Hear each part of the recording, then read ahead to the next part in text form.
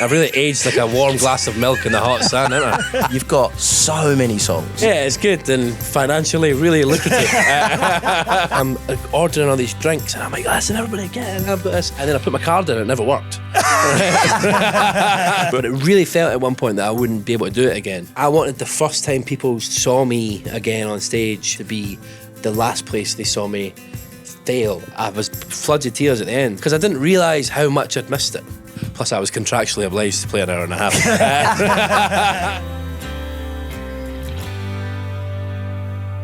Lewis Capaldi. Hello. The legend. It's good to see you, man. Welcome Good to to see you Saturday too. Breakfast with me and the Mursy. Thanks very much, lads. Cheers for having us on. It's great to have you. Yeah, I'm buzzing. Good to be back. I asked Olly a question the other week, and I want to know it from you, because I love watching performers perform, and I love to see the audience reaction.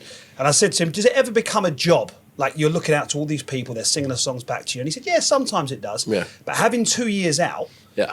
has it now reset and made it feel like it's brand new again? Yeah, the novelty is definitely like back again, and like that sort of feeling of like, oh, this is you sometimes forget, I think, like how lucky we are to do it, because you do it every single day and it becomes like I'll say it, like became monotonous at times, and sort of I found myself what do you call it, like tuning out and sort of not really being present on stage and stuff. Yeah. And now I just feel like I'm just soaking every minute in. So it's been amazing. I'm so buzzing to be back. We've only done like 3 or 4 little gigs here and there, but we're going on tour in September, and I'm absolutely over the moon, and I can't wait to get back to it. Is it true that you did a secret gig where no one could have their phones? Yeah, we did. So before, because I felt like coming back to Glastonbury, like clean break would be absolutely mental. After like taking time off from my mental health, so we did like 3 little warm-up shows in Scotland where it was with Cam, the charity, and we had announced, like, it was like Tom Walker, Nina Nesbitt, Brad Simpson, Declan McKenna, and Nathan Evans and Katie Baser. We had announced those shows, and then I came on as like a secret headliner after amazing. it. But the thing is, people with having no phones at shows, I thought it would be like, I thought I'd feel more relaxed and calm because no one's filming anything. But I actually felt more... Because they're just staring. Yeah, they're just like looking at you, and you're like, somebody tweet something or something, you know what I mean? Like, don't be Look violent, into man. your phone. Yeah, exactly. Was you also worried that actually someone might have a phone? Yeah, Or- I wasn't too bad because we had like, it was these little pouches that you had to thing on the way in. But like people's Apple Watches were being like covered up and thingy. I love that. I wouldn't go to a gig if they were like, you can't take your phone. I'm not going. Could be the Beatles reformer, and I wouldn't be interested. But Lewis, was the main reason for that because you wanted to, just in case things went south again, and you wanted to be able to relax and not have that moment filmed? It wasn't even that. It was like I felt so ready to come back. I knew this isn't going to. I know this isn't going to go wrong this time because I've done all the things that I needed to do. I've been looking after my mental health and all that stuff. So it was more that I wanted the first time people saw me again on stage from a wider perspective to be the last place they saw me fail, I guess. But I cried at the first night we did those warm-up shows in Edinburgh. I was floods of tears at the end when I was thanking everybody because I didn't realise how much I'd missed it. Like I had been away from it for so long, I kind of got used to not doing it. And I know people, so some people online being like, "It was only gone for 2 years. That's just a normal time to like go away and write an album." But it really felt at one point that I wouldn't be able to do it again. Yeah. So to come back and get it, it was just it was really, really, really special. Okay, so at what point over the last 2 years did you go, right, I've got to start writing music again? Because I suppose in your back of your mind, you wanted to be back at Glastonbury. Yeah. And obviously next year, Glastonbury wouldn't have been on. Yeah, exactly. So was that So they in really, the back of they your really hurried me along there. Yeah. No, but at what point did you go, I'm ready now to start writing music? Because we all know writing music is you've got to get in the frame of mind for it. And maybe, when was you ready for that? I was always I always had my toe dipped into the writing. Even, I'd say I took a year off post Glastonbury from everything. And then I'd say I sort of dipped my toe back in. Because I just wanted to keep the muscle sort of like working. So I was always writing little bits and bobs, and I was kind of, I had my eye on like writing for other people. Because there was a point that first year off, I didn't know if I would like come back. I didn't know if it was a possibility or if because I didn't know if I wanted to, if it was going to be that difficult, like it was before. So I always had like an eye at one foot, and I always had an eye to coming back. But then this sort of, it was only the end of last year where I'd collected like 3 or 4 songs, and Survive came about. Like sort of the song Survive came about, and I was like, I felt ready enough to sort of dive into the whole, this is a thing. Yeah. Like, Well, knowing myself being in the studio writing music, when you want to write a song about your mental health and you want to write something like that, how hard was it to write Survive? Because sometimes it doesn't always work out. So Yeah. like, how did that come about? How was that process for you? It was interesting because I'd been in a bunch of sessions with people, and obviously everybody wanted to write about, like, if I was working with producers or writers, they all were like, let's write a song about Glastonbury, or let's write a song about, you know, your journey or all this stuff. And it always felt, when we did it, it didn't feel authentic or something to me, because I wasn't the one driving it. And then one day I went in the studio with this guy, Sam Romans, who I'd written... So I wrote Someone You Loved. I wrote with Sam before. Great Sam, guy. great guy. Brilliant. And I wrote Something You Loved with Sam, and we hadn't really been in a studio together since then. And it was just one of these things of me and him at a piano, and the lyric, I swear to God I'll survive if it kills me too, was the first thing that fell out. And then that sort of felt like a sort of open sesame moment where it was all... Oh right, let's travel down this road now, and I just felt more like I'd written these songs about my mental health in the past, but this one just felt it felt more. I didn't want to write a "Woe Is Me" song for the first single back or whatever. I wanted to write something that felt more defiant and sort of triumphant in a way, like of this is about, the song's about getting back up and just continuing on during something, celebrating. Yeah, exactly. As opposed to, I think the reaction's been incredible, right? That connection you've got now, not just with everything. So many people must have got in contact with you about it. Yeah, for sure, man. It's definitely, it just feels it feels like things have got a bit deeper this time around, as opposed to you know, just me. And every time I meet people, it's people talking about their mental health and their struggles, or something they've been through in their life. It's never just, oh, can I have a picture? And there's always something. It just feels a bit deeper now. So that's it's a really what you do special so well, thing. though, isn't it? You're so honest. I mean, I think there's people in our industry. Some people hold a lot back. Some people let it go. And everything you do, you're so honest and upfront. Like the documentary you did as well, which I loved. Yeah, thanks, and man. that you're using your influence. You're helping others. But just going back to that Glastonbury moment, I want to know, that was probably when it started to unfold, and obviously you started to go into that kind of point you was on stage. That was obviously your nightmare, right? As an artist, that was the thing you never wanted most. Yeah. But then at the same time, it was the most special moment ever. Yeah. That must have been completely two ends of the spectrum when it came to feeling. Yeah, it was bizarre because when I came off stage, I didn't feel the specialness of it. I felt like that was an absolute nightmare. This is the worst thing that's ever happened to me. Like, it was genuinely the worst day of my life, because I was just miles away from, because I was panicking so much, and I was thinking about catastrophizing, and I was so out of my body at that point. And it wasn't until I watched videos back and saw people's reactions and got that I understood the sort of just how special it was, and how that'll probably be like such a defining moment when it's all said and done in my career. Do you know what I mean? But I feel like it was still rubbish. Like I still, if I could go back and have just played a normal gig that day, I would have done it. Even even though like we did the Glastonbury thing, it's just it was really tough, and I had to do like 2 years of therapy to sort of work through what happened. But I say maybe I wouldn't have done it, because then I wouldn't have had the Glastonbury moment coming back there, which felt really special. So, but there looked like there was a moment on stage though, Lewis, where you realised it was going to be tough, but you walked out to the front. Yeah. And what was that decision? Why did you make that decision to carry on? I just wanted to like say thank you to people. I don't know if I know what you mean. They're talking about the bit, they had that little stage part or whatever. I just felt like I wanted to really try and, even though it was going wrong, I really wanted to just try and perform in any way I could, and that just felt like the only course of action at that point, because we were already on there. I was finishing the set, like I didn't want to let it really defeat me in the way that that I stopped the performance or whatever. Plus, I was contractually obliged to play an hour and a half. Let's talk about you're back. You've got new music obviously coming, new album, and you put a tour on sale. Which is it true? It sold out in like 9 minutes. Yeah, it was mental. It was so mad. It was so mad. We used to always say it's sold out in a minute, but you can't do that anymore. It's illegal to say that it's sold out. You have to make sure every ticket's sold, otherwise they come and get you. I'm pretty sure on something. But so it was like 9 minutes or something. But it's mental. It's mental. So if there's no tickets left, what are me and Ollie going to do?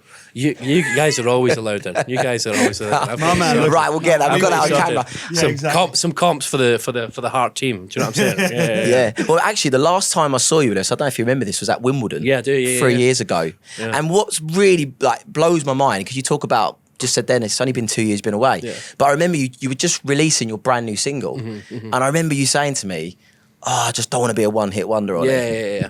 I mean, look at you now. I mean, you've got so many songs. Yeah. It's good. It must feel good, right? Yeah, it's good and financially really lucrative. I didn't want to say that, but yeah. Do you know now, like, you're not going to be, like, do you know anything you release now is just going to fly? No, I don't, honestly, I don't. But I think it's good to, like, always have a little bit of, like, feeling of this could be the last one that goes or anything like that. Because I just think it's important. Because, you never know. You don't. And we had a really good, honest conversation about it. I completely get where you was coming from. It was the same with me at the start of my career. I just was like, I don't want to be just that guy who sung Dance With Me Tonight. Yeah, exactly. It was like, can I get another song? Can I get another song? Yeah, you want to build like a catalogue. Exactly, and have people relate to you on more than one level. So I think, I always think that. And less so this time around, because I feel like that was my thing of like, I got so into the whole, I don't want to be a one-hit wonder, to the point where it was actually, I had like a negative impact on some things that I was doing. Whereas this time around, I'm really, like with Survive, I know this sounds like I'm saying this, but I really didn't want to focus at all on, is this going to go on social, is this going to go, it's actually not even my favourite song that I've written for this new, like, batch of tunes or whatever. Yeah. It was just, I knew that the message of that song was exactly what I wanted to say. The start of this, the first one. So it was, but yes, to see it, connect the way it has. It's not doing too badly, is it? It's doing all right. Yeah. I'm pleased. So it's been great. This is one thing I want to ask you actually, because recently, I was on tour at the start of the year and I lost my voice. Yeah. And it was really bad. Typically it was in Scotland. Mm-hmm. And it was a really, really tough night for me and I lost my voice and it was awful. Mm-hmm. You just said then how high you sing. How do you, it's crazy as singers, we go through so much to your head, like people don't realise backstage you're just constantly thinking, right, is my voice all right tonight? Yeah. Mm-hmm. So the way that you sing your songs, I mean, that is at the top of your range. Yeah. Like, how do you manage that? Bring them way down live. But now the day bleeds. By the way, literally, like it's we bring them down. I've played shows where it's like, it was George Ezra or something said to me once. I'm going to butcher this, and I don't want it to thingy, but it was something about people want you to win. Like people want you to come on and perform and win, and they're not looking for thing. He was like, if you can get on stage and like be at like 70 most of the time, people are going to love that and think it's not about. I think it's for me, it's not about thinking about I need to go out and be 100% fire on all cylinders. If I can perform a good show, sing well, doesn't have to be, every show that I'm playing doesn't have to be the best show I've ever played. Yeah. This is a bad advert for my gigs. The gigs are going to be great. But I think everyone knows your 50% is anyone else's 100%. Yeah, it's better than ours. It's pretty good. But I love that honesty because I think that is when I watch a lot of artists, you can see that they're trying to hang on to the key that they originally sung a song in. But it's great, refreshing. And same with me. I've changed keys to make it easier for me. And as long as you sing the song as it was, people will still, they won't even realise that it's a most key people down. won't even register with it. But I think it's just about, the gigs are best when you're having a good time as well. 100%. So I feel like for me, it's about trying to, I just want to go out and enjoy it and have fun at these shows. When the last American tour I did, or the last tour I did in April 2023 was such a struggle and such a battle every night getting on stage, but both mentally and vocally and all the rest of it, because I was just pushing so hard and kind of not looking after myself properly or anything like that as well. So this time around, I'm just like, I want to just yeah, I just want to nail it and just and be the best I can be. Do you know what I mean?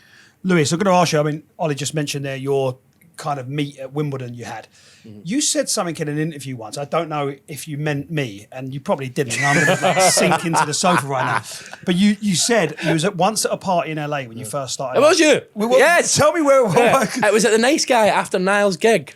Oh, Yeah, right, yeah, yeah. yes. Now I remember because I Yeah. saw it and I was like, is he talking about me? What was this? Yeah. What did you say? Lewis Capaldi knows all. Yeah, I was at the bar and I was like, I'm going to order this. And I'll have a free one of them. Yeah. But it was like you and Sam Smith and like Diplo, I'm pretty sure was there. So these are the people I mix with. And a guys. bunch, yeah, exactly. That was yeah, my yeah. invite. Upper echelons, I'm telling you. But and it was all these famous people, and I didn't really know anybody. It was my first kind of cool, famous party or whatever. And Niall obviously is there as well.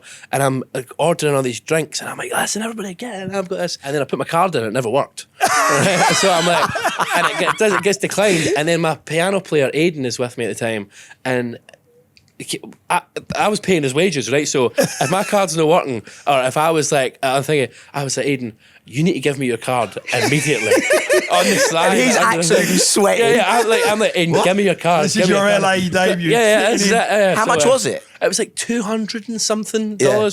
which is a big, Still a big bill, yeah. Money, yeah. But Aidan bailed me out, yeah. So shout out to Aidan wherever he is. Big up, mate. Exactly. Right, would have declined anyway, so there's no point asking. Very cards. So, Lewis, we've been digging through the archives and we found a video of you singing Mr. Brightside. Do you know this video? All right, yeah. Do you want to see it? What, when I'm young? Yeah. Really young. Here it is. You press play, Lewis. Have a look at that. 12-year-old Lewis Capaldi singing Mr. Blue. 12-year-old. It's my parents' kitchen. I haven't heard this. Yeah. I've really aged like a warm glass of milk in the hot sun, haven't I? Jesus. Now, you can hear the voice there. Yeah. Jeez, I might have tuned the guitar beforehand, do you know what I mean? Yeah, that's real trauma there. Thank you very much. No, I mean, we weren't doing that, but like, No. when you look back at that, what does it bring back memories for you? Like, as in, like, that was the journey that you were on, right? Yeah. No, it's amazing to watch it back. I remember I used to always get like, my mum and dad had like a camcorder thing, and I used to always set it up in the kitchen, and I would knock out like 5 or 6 songs and put them on YouTube, because I always had these dreams of like, if Justin Bieber can do it, I can become a YouTube sensation, and it never really took off for me in that regard. But I've fought massive fond memories of doing that. Do you know what I mean? Because if it wasn't for doing that, I wouldn't be here sat. Was that your main passion from Little Nipper? Yeah, doing music and all that stuff was just there was never anything else, and I didn't like. I just loved doing it. I didn't ever feel. People always like ask me questions of, oh, what did I do to get where you are? And I'm like, I don't know, because I didn't have like a route planned. I didn't know what anything to do. I just played music every day, and I've wound up where I am. Do you know what I mean? I wish I had more of like a thing to help people or advice to give, but I just loved doing it every day, and whatever opportunity I had to play music at any point, I would do it. And then that's now where I actually think, like, obviously everyone talks about your voice, but you can play as well, right? a little bit. Thank you. thank you. No, but you can. I think it's obviously everyone talks about how great your voice is, but when a lot of your shows, you do get the guitar out. Yeah, and you do no, play. for sure. And that was the thing. I always, when I was younger, I just wanted to. I had a passion for being on stage. I never had a massive passion for writing songs. I never had a massive passion for playing guitar. I first sang on stage when I was 4 years old when I was on holiday with my parents. Wow. And I had this, it was like I got this buzz that I've been chasing ever since. And then ever since then, I've been doing things, all right, well, all the people I listen to, they all play guitar, so I need to learn how to play guitar. Yeah. All the people I listen to, they all write their own songs, so therefore I need to write my own songs so that I can get back on stage as soon as possible again. It was never, I just loved being on stage, and that's why the Glastonbury stuff was so heartbreaking, because I'd loved doing that for so long, and now it had become... And that was your peak moment. Yeah, exactly, that was the dream, and it had now become... It was horrible, so... Genuinely, not that you need to hear this though, Lewis, because you've probably been told it a million times, it's not rocket science, but that was, for me, kind of, you were already here you know, and that has just sent you to a completely another level. I thank think you, it's man. such a beautiful moment. You've always been so honest. You're never putting on a front. No, for sure. What you see is what you are. That's like, to me, that shows that you're not that competitive. Yeah, Someone yeah, yeah. competitive would always try and Yeah, be yeah. someone they're not to For get sure. to the top. You're just who you are. Yeah, no, That's for what sure, man. works. I love doing things for the buzz of doing them, and if it's like anything becomes too, even with music, as soon as there's that sort of weird like competitive element of we need to sell this many CDs this week to get or CDs. This is that's changed. we need to sell this or do this or do this or do this, and I'm here for the buzz. I'm trying to have a good time. I mean, doing it it. would be pretty relaxing to feel that if you've had like 3 billion. Yeah, streams. exactly. Yeah. I mean, of course. Yeah. I mean, I'm still hunting for 1 billion, and he's already got about 4 songs that have done it. But Lewis, honestly, it's been so awesome having you on Saturday Breakfast. You are a true legend, man. Yeah. And Thank just you, to see where you've come from, and even 2 years ago what happened at Glastonbury, to see you bounce back that you have, it is just such an honour to anyone in any profession. So just keep being you, man. Thank you, man. I appreciate Love that. it. Cheers, lads. Nice Cheers, to mate. see you. Thank you.